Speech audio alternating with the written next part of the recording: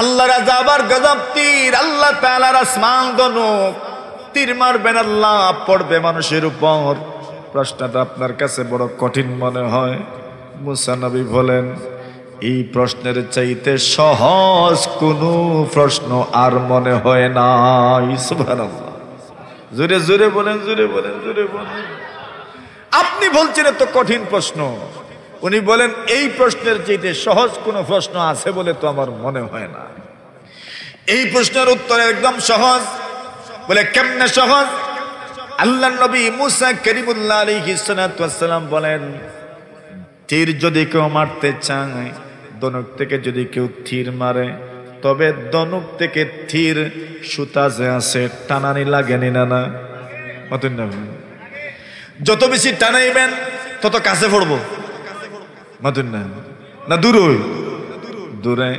আল্লাহর নবী মুসা বলেন, তীর মারবেন তো আল্লাহ। এখন তীর মারনেওয়ালা যখন তীর মারেন, তীর মারনেওয়ালার নিকটে যে তাকে তার উপরে পড়ে না, যে দূরে তাকে তাকেই লক্ষ্য বস্তু বানানো যায়।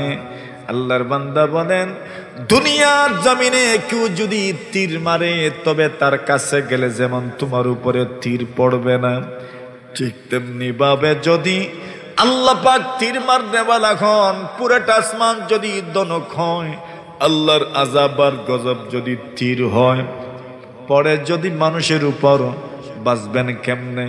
বলে আল্লাহর কাছের মানুষ হয়ে যাও, আল্লাহর একটা আযাব আর গজবের তীরও আপনার উপরে পড়বে না। সুবহানাল্লাহ বলেন। বুঝে এসেছে? যদি আপনি তীর মারনেওয়ালার একদম কাছে চলে যান, ওই ব্যক্তির তীর যেমন আপনার গায়ে লাগবে না, ঠিক তেমনি ভাবে আল্লাহর পুরোটা আসমান ওই ধনুক, আল্লাহর আযাব আর গজব ওই তীর মারবেনও আল্লাহ, পড়বে মানুষের উপর, বাঁচবো কেমনে?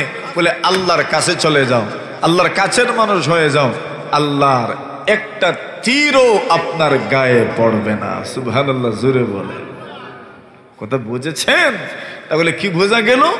যে সমস্ত যুগের নবীরা সেই যুগের বড় আলেম মুসা আলাইহিস সালাতু ওয়াস সালামের কথা মনে আছে? মাতুন না আপনারা? বনি ইসরাইলের একটা ঘটনা আল্লাহ বর্ণনা করছেন। বনি ইসরাইলের ঘটনা। বনি ইসরাইল বুঝেন তো? ওই ইহুদি যারা, এদের এক ঘটনা আল্লাহ বর্ণনা করছেন। ঘটনা কিটা?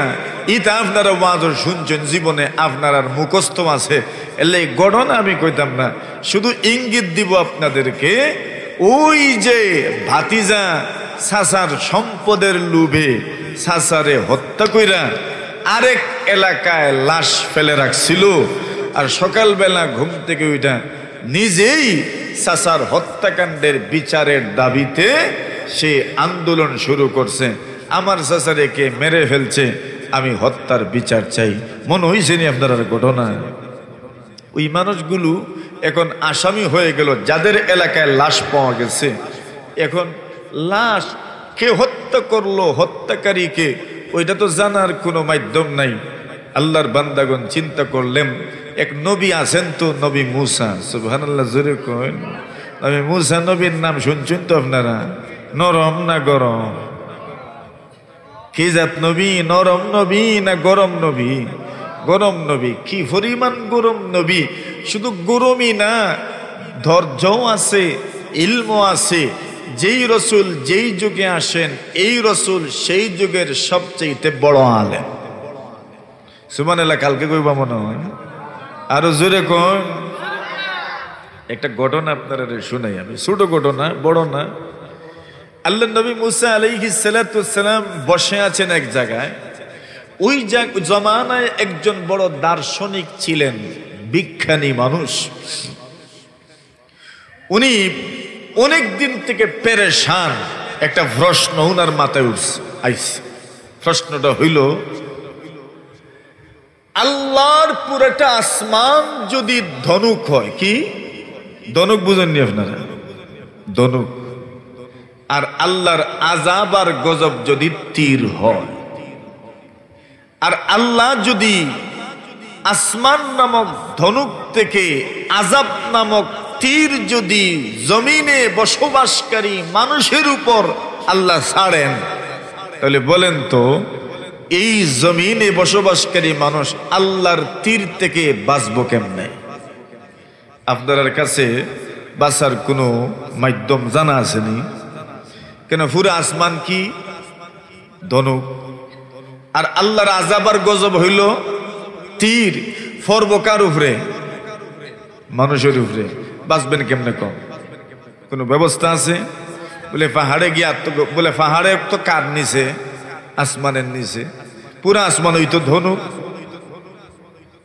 আল্লাহর বান্দা এরিস্টটল দীর্ঘদিন থেকে পেরেশান, জবাব খুঁজি পান না।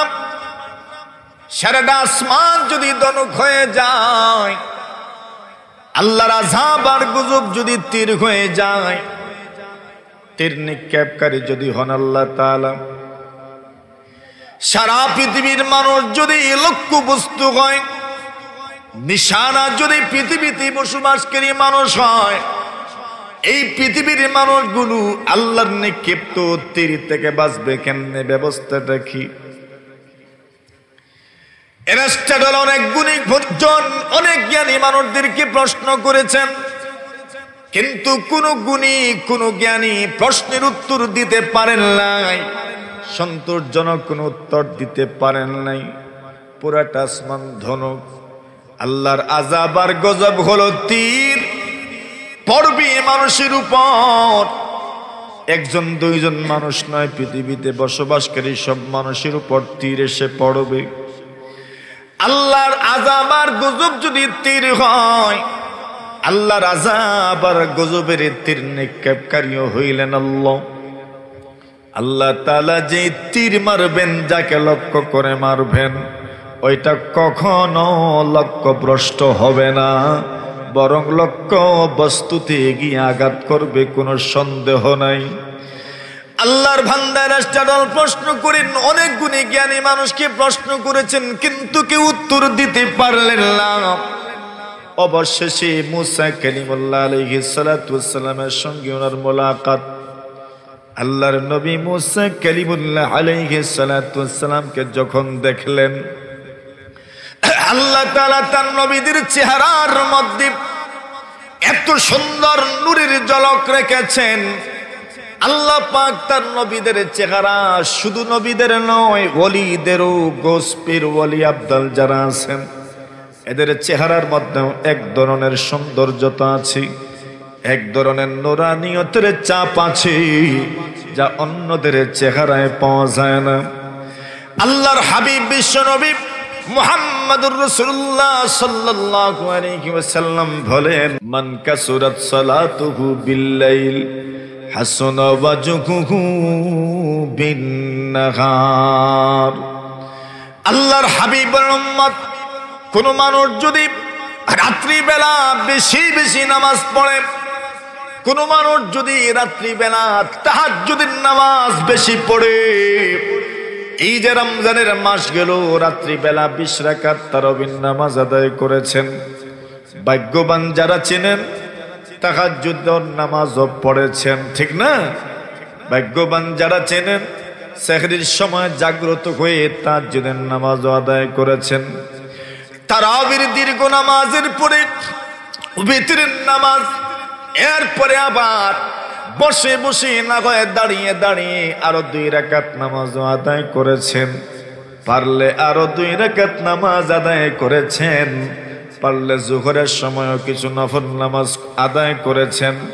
আল্লাহর হাবিব বলেন, মান কাসুরাত সালাতুহু বিল-লাইল, কোন মানুষ যদি রাত্রিবেলা বেশি বেশি নামাজ পড়ে, আল্লাহর হাবিব বলেন, হাসানা ওয়াজহুহু বিন-নাহার। এরে উম্মত, দিনের বেলা মহান আল্লাহ তোমার চেহারা সুন্দর করে দিবেন। রাত্রের নামাজে দিনের চেহারা সুন্দর হয়। সুবহানাল্লাহ, জোরে কও। এটা আমলের সৌন্দর্য, আমলের নূর। তো আল্লাহ তাআলা তার প্রিয় বান্দাবান্দীদের চেহারার মধ্যে যে নূর রেখেছেন, ওই নূর যে কেউ অনুভব করতে পারে না, অনুমান করতে পারে না, এমন নূর কিছু কিছু মানুষের চেহারার মধ্যে আছে না নাই? কিছু কিছু মানুষের চেহারার মধ্যে আছে, আমলওয়ালা মানুষের চেহারার মধ্যে আছে। আল্লাহর নবী মুসা কালিমুল্লাহ আলাইহিস সালাতু ওয়াস সালাম একজন পয়গম্বর, একজন নবী, এত সুন্দর চেহারা। আমার নবী, আপনার নবী, আখিরি জামানার পয়গম্বর, যাকে বিশ্ব নবী বলা হয়, নবিউল আম্বিয়া বলা হয়, নবীদের নবী বলা হয়, নবিকুল শিরোমণি বলা হয়, নবীদের সর্দার বলা হয়। এই এই এই এই এই যাও, সরো এদিকে, সরো এদিকে। আরে ভাইরাস নাকি এখান থেকে, এখানে কিনে আস, ওইখানে বস। এই তোমরা আওয়াজ করো কেন? সরো এখান থেকে, সরো তুমি এখান থেকে।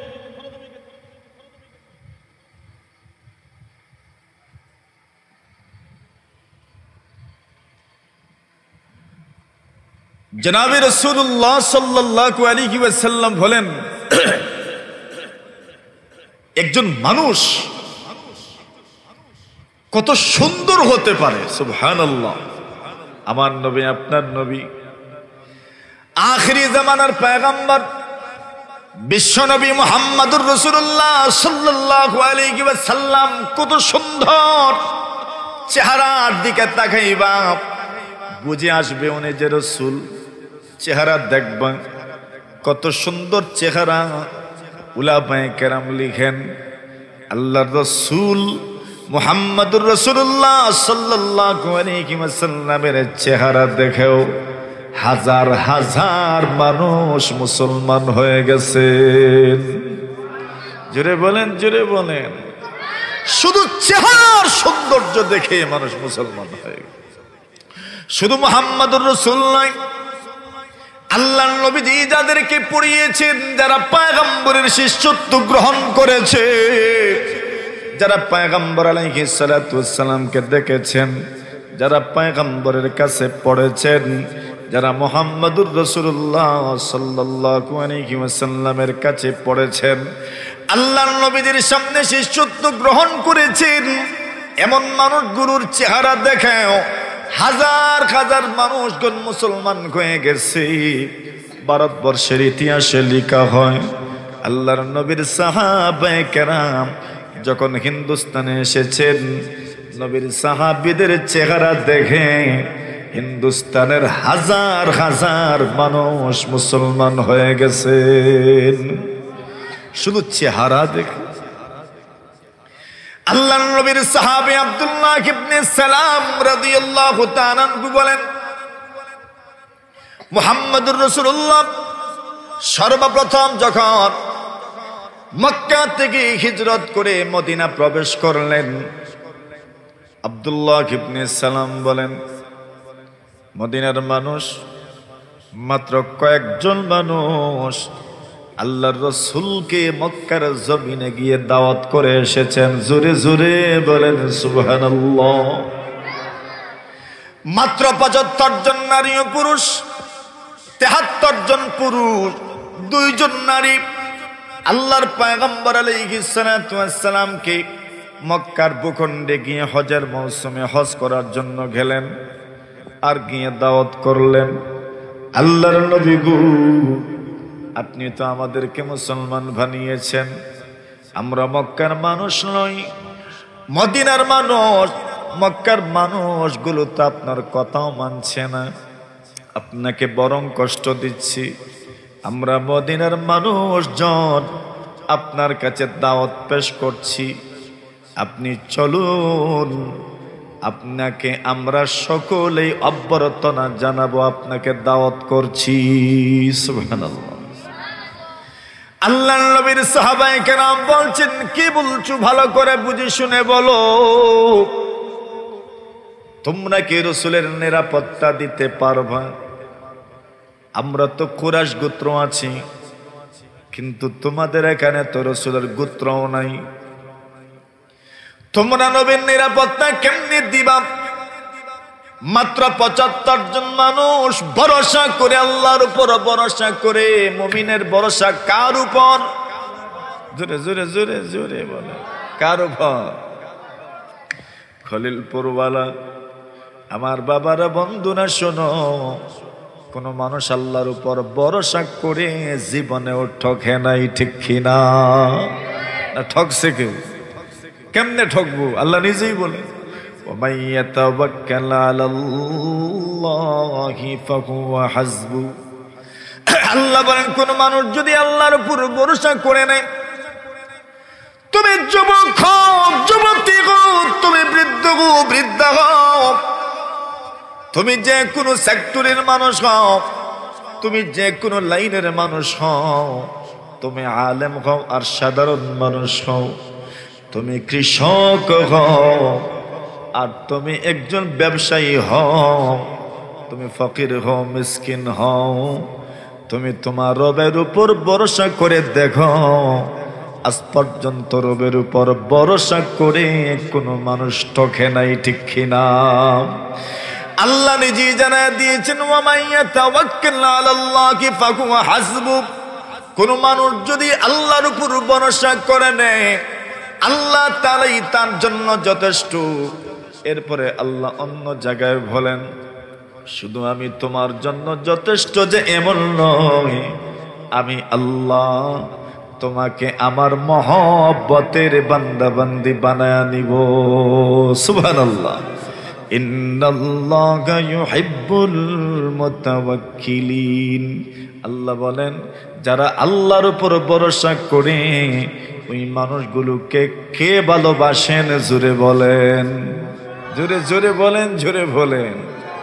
আহা, এই দুনিয়াতে কেউ যদি আমার উপর ভরসা করে আমি বিরক্ত হই, দেখো তার সবকিছু আমাকে করতে হয়, ঠিক না?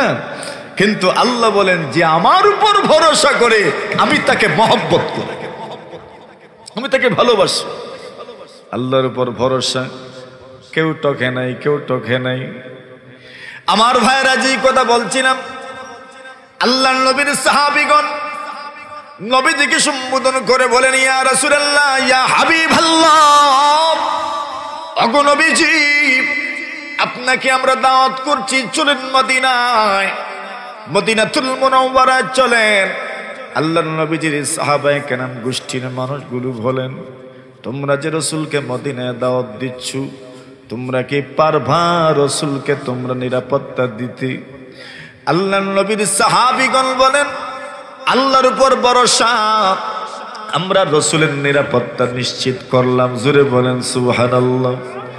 আল্লাহর পয়গম্বর আলাইহিস সালাতু ওয়াস সালাম মদিনাতুল মুনাওয়ারার মেহমান হয়ে গেলেন। আল্লাহর রাসূল যখন সর্বপ্রথম মদিনা প্রবেশ করলেন, আব্দুল্লাহ ইবনে সালাম বলেন, আমি তাওরাতের আলিম, তাওরাত পড়েছি, জাবুর পড়েছি, ইনজিল পড়েছি, আসমানি যত কিতাব আছে আসমানি কিতাবগুলো আমি পড়েছি, আসমানি কিতাবগুলো আমি পড়েছি। আল্লাহ যে কিতাবগুলো নাজিল করেছেন সেই কিতাবগুলো আমি পড়েছি। আসমানি কিতাবের মধ্যে কি আছে তা আমার জানা আছে, তাওরাতের মধ্যে কি আছে তাও জানা আছে, ইনজিলের মধ্যে কি আছে তাও জানা আছে, জাবুরের মধ্যে কি আছে তাও জানা আছে। ওই কিতাবগুলোর মধ্যে কি আছে, অনেকগুলো যা আছে, সেই কথাগুলোর মধ্য থেকে একটা কথা আমাদেরও জানা আছে। কোন নবী এমন ছিলেন না যে নবী রাসূল মুহাম্মদুর রাসূল সাল্লাল্লাহু আলাইহি ওয়াসাল্লামের ব্যাপারে সুসংবাদ দিয়ে যান নাই। সমস্ত নবী রাসূলগণ উম্মতদেরকে সুসংবাদ দিয়ে গেছেন, আখিরের জামানায় একজন নবী দুনিয়াতে আসবেন, তোমরা যদি পেয়ে যাও ওই নবীজির উপর তোমরা সবাই মিলে ঈমান আনয়ন করবা। সুবহানাল্লাহ। ওই কথাটা সব নবীদের কিতাবের মধ্যে আছে। আব্দুল্লাহ ইবনে সালাম বলেন, মুহাম্মদ মক্কা থেকে আসছেন, নবী উনি, এই কথাটা যখন আমি জানতে পারলাম, মদিনা আসছেন, আমার শহরে, আমার এলাকায়। আব্দুল্লাহ ইবনে সালাম বলেন, আমি লক্ষ্য করে দেখি চতুর্দিক থেকে লোকজন আল্লাহর হাবিব বিশ্বনবী মুহাম্মদুর রাসূলুল্লাহ সাল্লাল্লাহু আলাইহি ওয়াসাল্লামকে দেখার জন্য ভিড় জমাচ্ছে। জোরে বলেন সুবহানাল্লাহ। আল্লাহর কোন বড় বলি যদি আসেন, সেই বড় বলিকে দেখার জন্যই আমরা ভিড় জমাই। আজকে আমিরে আঞ্জুমানে হেফাজতে ইসলাম আসবেন, বরুণার মুফতি সাহেব আসবেন, আমরা সকলেই দেখার জন্য এখানে জমায়েত হয়েছি, ঠিক না বেঠিক? আলহামদুলিল্লাহ জোরে বলেন, জোরে বলেন আলহামদুলিল্লাহ। উনি আসবেন, গুরুত্বপূর্ণ নসিহত করবেন, কথা বলবেন, নুরানি চেহারা দেখবেন। আল্লাহর বান্দা আসবেন, চিন্তা করে দেখেন নবীর একজন উম্মত যদি এমন হয়, নবীজি কেমন ছিলেন? আব্দুল্লাহ ইবনে সালাম বলেন, আমি যখন আসলাম নবীজিকে দেখার জন্য, নবীজি কুবায় এসেছেন। আল্লাহর পয়গম্বর বনু নাজ্জারের ওই খানদানে উঠবেন। বনু নাজ্জার পয়গম্বর আলাইহিস সালাতু ওয়াসসালামের মামার বংশ বা দাদার বংশ, নানার বংশ, মানে আব্দুল মুত্তালিবের নানা। রাসূল তো আব্দুল মুত্তালিবের নাতি, এই জন্য বলা হয়েছে আব্দুল মুত্তালিবের নানার খানদান বনু নাজ্জারের ওই গোত্রে উঠবেন। আল্লাহু আকবার। আব্দুল্লাহ ইবনে সালাম বলেন, মুহাম্মদ এসেছেন। পুরা মদিনার মধ্যে একটা শোরগোল শুরু হয়েছে।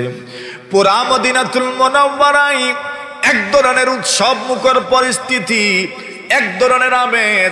মুহাম্মদুর রাসূলুল্লাহ আসছেন, মুহাম্মদ আসছেন। পুরা মদিনার মধ্যে সাজ সাজ রব। জোরে বলেন সুবহানাল্লাহ।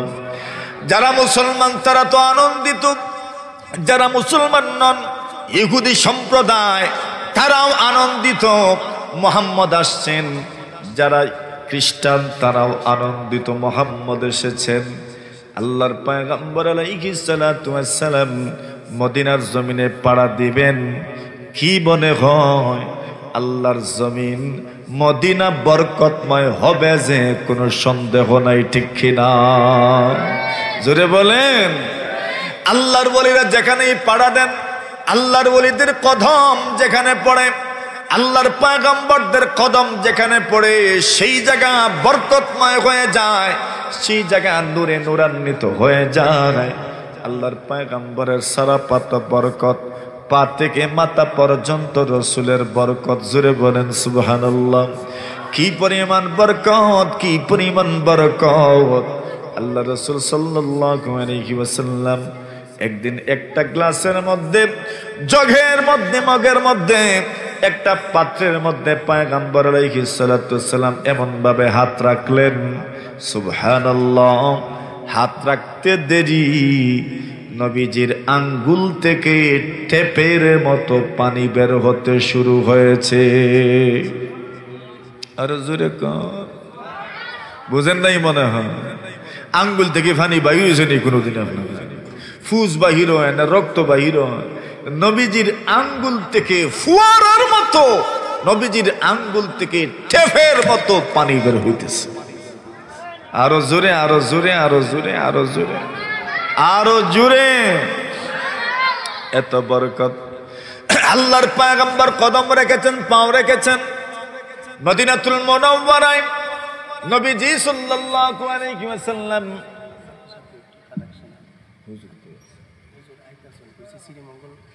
আল্লাহর পয়গম্বর আলাইহিস সালাতু ওয়াস সালাম সারাপা বরকত, পা থেকে মাথা পর্যন্ত পয়গম্বর আলাইহিস সালাতু ওয়াস সালামের বরকত। শুনেন মনোযোগ দি। নবীজি যখন মদিনাতুল মুনাওয়ারা প্রবেশ করলেন, আব্দুল্লাহ ইবনে সালাম বলেন, আমি তাকা দেখি পুরা মদিনা যেন রসুলকে দেখার জন্য জমায়েত হয়ে গেছে। সুবহানাল্লাহ। আব্দুল্লাহ ইবনে সালাম বলেন, আমিও মুহাম্মদুর রাসূলকে দেখার জন্য জমায়েত হইলাম, কিন্তু আমি রাসূলকে চিনি না, জানি না, রাসূলকে তো কোনোদিন দেখি নাই। আল্লাহ রাসূলকে চিনব কেমনে? কোনোদিন তো দেখি নাই, ইতিপূর্বে দেখা হয় নাই, সাক্ষাৎ হয় নাই। আল্লাহ রাসূল সাল্লাল্লাহু আলাইহি ওয়াসাল্লাম বক্তব্য দিচ্ছেন, সুবহানাল্লাহ, মানে বয়ান দিচ্ছেন। মদিনায় প্রথম ঢুকেছেন, মদিনার মানুষদেরকে উদ্দেশ্য করে বয়ান দিচ্ছেন, বক্তব্য দিচ্ছেন। আব্দুল্লাহ ইবনে সালাম বলেন, যেই মাত্র ওনার চেহারার মধ্যে আমার চোখটা গিয়ে পড়ল, আব্দুল্লাহ ইবনে সালাম বলেন, ওনার চেহারা থেকে একটা সেকেন্ডের জন্য আমি আর চোখ সরাই নাই। সুবহানাল্লাহ। মানে আমি ওনার চেহারার মধ্যে যখন চোখ ফেলেছি, চোখ ফেলা মাত্রই আমার অন্তর সাক্ষী দিতে লাগলো, ইনি মুহাম্মাদুর রাসূল। আল্লাহর বান্দা বলেন, চেহারাটা যখন দেখতে পেরেছি, আমার কাছে মনে হয়েছে ওই চেহারা কোনো মিথ্যাবাদীর চেহারা হতে পারে না। সুবহানাল্লাহ।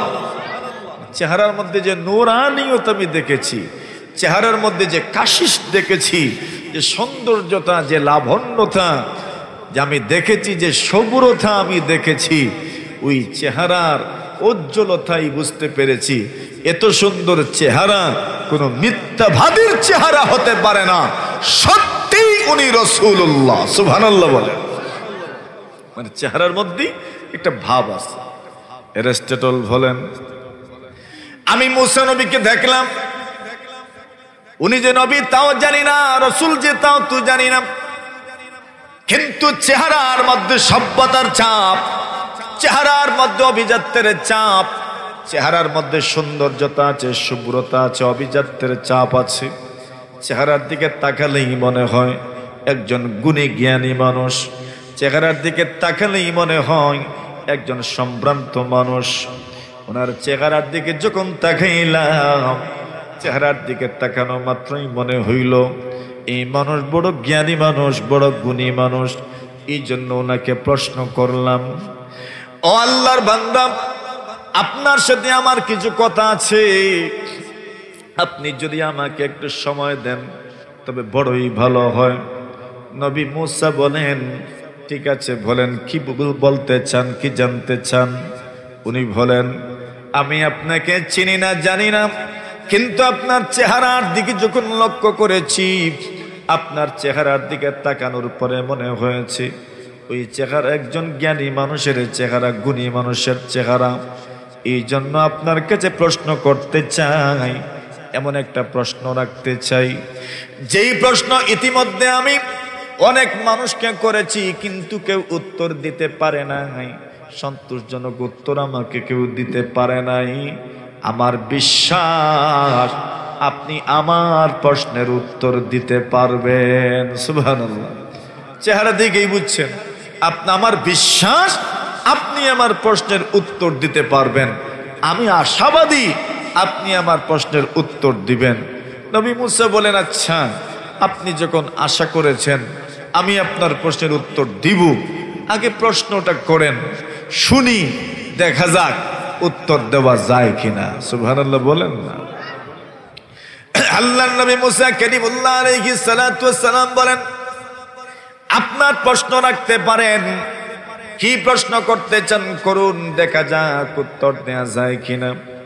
আল্লাহর বান্দা মুসা কালিমুল্লাহ আলাইহিস সালাতু ওয়াস সালাম যখন বলেছেন আপনার প্রশ্ন উপস্থাপন করেন, উনি ওই প্রশ্নটাই করলেন।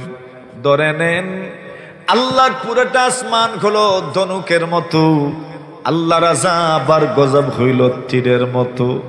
তীরটা মারবেন আল্লাহ, পড়বে মানুষের উপর। মনে আসেনি? হ্যাঁ, প্রশ্ন মনে আছে? আল্লাহ তাআলার পুরোটা আসমান ধনুকের মতো, আল্লাহর আযাব আর গজব হইল তীরের মতো। আল্লাহ তাআলা তীর মারবেন, পড়বে মানুষের উপর। এবার মুসা আলাইহিস সালাতু ওয়াস সালামকে বলেন, এত বড় ধনুক যদি হয়, আসমান পুরাটাই ধনুক, খলিলপুরওয়ালা আমার বাবারা, বন্ধুরা, ভাইয়েরা, আল্লাহর আসমানের নিচ থেকে কেউ কি দূরে যাইতে পারবেন? বলেন, যাইবনি? যাওয়া হরিয়া দেখাইতে পারবানি? একবার মাথুর না পারবেননি? আল্লাহ বলেন, আল্লাহ বলেন মানুষকে প্রশ্ন করে দেখো, আল্লাহ তাআলা সব আসমানের মালিক, জমিনের মালিক আল্লাহ। তোমার যদি ক্ষমতা থাকে আল্লাহর আসমানের নিচের থেকে চলে গিয়ে দেখাও, পারবা? আল্লাহর আসমানের চাঁদের নিচ থেকে একটু সরে দেখাও। বলে নাই, সুযোগ নাই, পুরাটা দুনিয়া আসমান বেষ্টন করে আছে। জুড়ে বলেন ঠিক কিনা? খালাকাস সাবআ সামাওয়াতিন তিবাকা।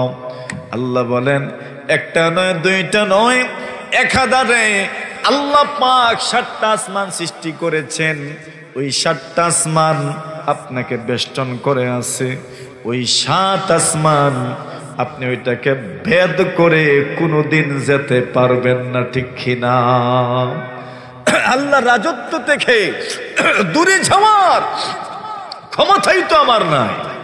যেখানেই যাব সেখানেই কার রাজত্ব? আল্লাহ তাআলার রাজত্ব। আল্লাহর রাজত্ব থেকে আপনি কিভাবে যাবেন বলেন? ওই সুযোগটাই তো নাই। আল্লাহ তাআলার রাজত্বই সব জায়গায়। এখন পুরাটা আসমান হইল ধনুক, আল্লাহর আযাব আর গজব হইল তীর। মারবেন কে? মনে আছে তো? আল্লাহ যেটা মারবা এটা কি তা মনে করুন আপনার জায়গা মতো ভরব নিনা, দূরে যাইব, জায়গা মতোই ভরব, জায়গা মতোই, লক্ষ্য ভ্রষ্ট হবে না, মিস হবে না। আপনারা এটা মারলে আমরা মিস হয়নি না? না, এটাই শুননি ছোটবেলা কিন্তু লাগে এখনো দুইটাই মিস হয়। রাস্তার দ্বারা আম দেখলে এটা মারুননি না? না, সবসময় ফোড়েনি ঠিক মতো। বুঝা গেছে আম যে ফাড়ন যেটা বুঝা গেছে। এখন কারো কাছে আম যদি কেউ পায় না তো আর কেউ কোন লাগতো না, কেরা কেরা এটাই শোন বলে খলিলপুর মাদ্রাসার ওয়াজ যারা আসলা সবে এটাই শোন। মাতুন না আপনারা সবে তো কইছেন এটাই শোন। এখন আল্লাহর বান্দা মুসা কালিমুল্লাহ আলাইহিস সালাতু ওয়াস সালাম বলেন, আল্লাহর আযাব আর গজব তীর, আল্লাহ তাআলার আসমান ধনুক, তীর মারবেন আল্লাহ, পড়বে মানুষের উপর। প্রশ্নটা আপনার কাছে বড় কঠিন মনে হয়। মুসা নবী বলেন, এই প্রশ্নের চাইতে সহজ কোনো প্রশ্ন আর মনে হয় না। সুবহানাল্লাহ, জোরে জোরে বলেন, জোরে বলেন, জোরে বলেন। আপনি বলছেন এত কঠিন প্রশ্ন, উনি বলেন এই প্রশ্নের চাইতে সহজ কোনো প্রশ্ন আছে বলে তো আমার মনে হয় না। এই প্রশ্নের উত্তর একদম সহজ। বলে কেমনে সহজ? আল্লাহর নবী মুসা কালিমুল্লাহ আলাইহিস সালাতু ওয়াস সালাম বলেন, তীর যদি কেউ মারতে চায়, ধনুক থেকে যদি কেউ তীর মারে, তবে ধনুক থেকে তীর সুতা যে আছে টানানি লাগেনি না? না, যত বেশি টানাইবেন তত কাছে পড়বো। মাতুন না, না দূরে দূরে। আল্লাহর নবী মুসা বলেন, তীর মারবেন তো আল্লাহ। এখন তীর মারনেওয়ালা যখন তীর মারেন, তীর মারনেওয়ালার নিকটে যে তাকে তার উপরে পড়ে না, যে দূরে তাকে তাকেই লক্ষ্য বস্তু বানানো যায়। আল্লাহর বান্দা বলেন, দুনিয়ার জমিনে কেউ যদি তীর মারে তবে তার কাছে গেলে যেমন তোমার উপরে তীর পড়বে না, ঠিক তেমনি ভাবে যদি আল্লাহ পাক তীর মারনেওয়ালা হন, পুরাটা আসমান যদি ধনুক হয়, আল্লাহর আযাব আর গজব যদি তীর হয়, পরে যদি মানুষের উপর, বাঁচবেন কেমনে?